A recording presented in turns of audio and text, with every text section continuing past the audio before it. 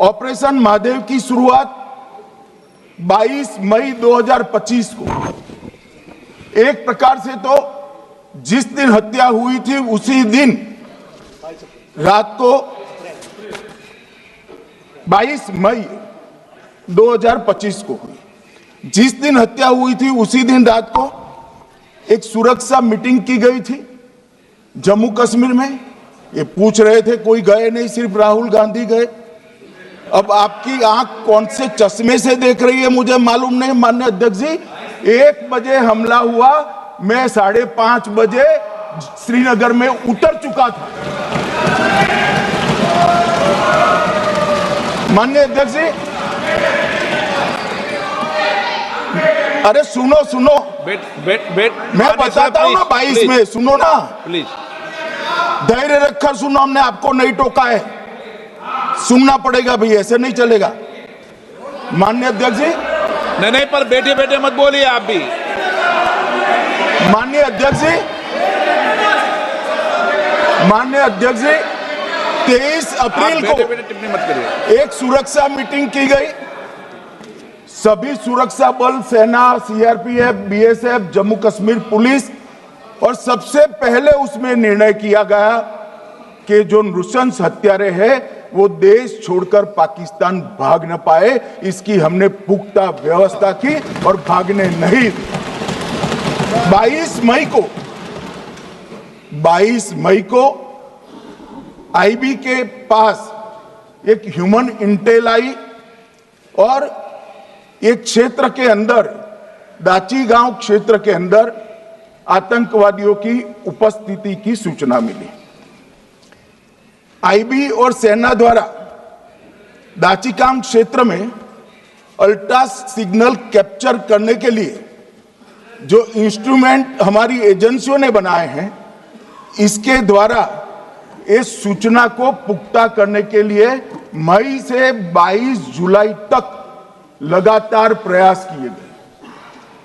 ठंड में ऊंचाइयों पर हमारे सेना के अधिकारी पैदल इनके सिग्नल प्राप्त करने के लिए घूमते रहे, आईबी के अफसर भी घूमते रहे, सीआरपीएफ भी घूमती रही, और मान्यवर 22 जुलाई को हमें सफलता मिली। सेंसर्स के माध्यम से आतंकवादी होने की पुष्टि मिल गई।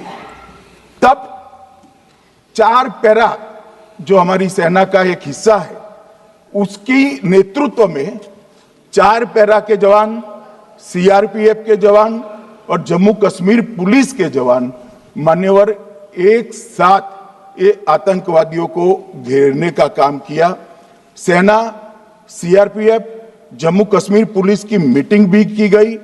जो 5 ह्यूमन एसेट से उनको भी वहां भेजा गया, और कुल मिलाकर कल जो ऑपरेशन हुआ, इसमें हमारे निर्दोष नागरिकों को मारने वाले तीनों आतंकी मौत के घाट उतार दिए।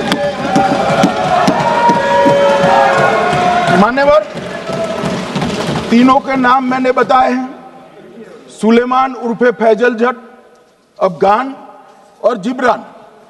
मान्यवर, वो तो एक आशंका थी कि यही लोगों ने घटना की है, मगर मैं बाद में एनआईए की जांच पर आता हूं, एनआईए ने पहले से ही इनको, जिन्होंने आसरा लिया था, वो लोगों को गिरफ्तार कर रखा था। उनको खाना पहुंचाने वाले लोगों को अपने कब्जे में रखा था। तो जब आतंकवादियों के शव श्रीनगर आए, इनसे पहचान कराई गई। 4 लोगों ने पहचान लिया, यही 3 लोग थे जिन्होंने पहलगांव में आतंकी घटना को, मगर हमने इस पर भी भरोसा नहीं किया मान्यवर, कोई जल्दबाजी नहीं की। हमने जो आतंकी घटना स्थान से कारतूस मिले थे, वो कारतूस का एफएसएल रिपोर्ट पहले से करा कर रखा था, और चंडीगढ़ सेंट्रल एफएसएल के अंदर बैलिस्टिक रिपोर्ट के आधार पर उनका रिपोर्ट तैयार था। जब ये कल आतंकवादी मारे गए, इनकी 3 राइफलें पकड़ी गई। एक M9 अमेरिकन राइफल थी और 2 AK-47 राइफल थी। जो कारतूस मिले थे वो भी M9 और AK-47 के भी थे, मगर हमने इससे भी संतोष नहीं माना। ये राइफलों को एक विशिष्ट विमान के द्वारा कल रात को 12 बजे चंडीगढ़ पहुंचा गया और पूरी रात फायरिंग कर कर इसके भी खाली खोखे जनरेट किए गए।